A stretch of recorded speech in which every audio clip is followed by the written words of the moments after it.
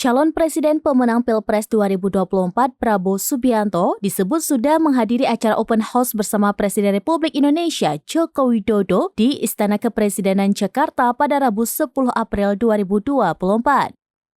Menteri Komunikasi dan Informatika Republik Indonesia Budi Ari menyampaikan hal tersebut ketika usai mengikuti open house di Istana. Budi mengatakan Prabowo didampingi putranya Didit serta ajudannya yaitu Mayor Teddy. Menurut dia, Prabowo sudah tiba sejak pagi sebelum acara dimulai. Budi juga mengatakan dirinya tidak banyak bicara dan menanyakan apa-apa saat bertemu Prabowo di acara open house.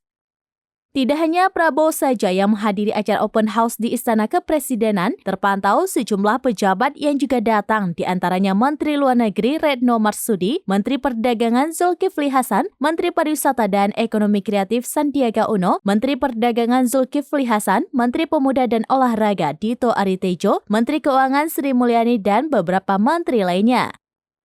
Diketahui acara open house di Istana dimulai sejak pukul 9 waktu Indonesia bagian Barat.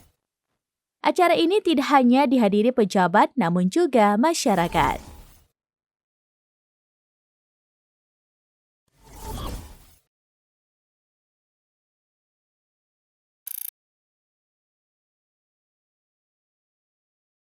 Download Tribun X sekarang, menghadirkan lokal menjadi Indonesia.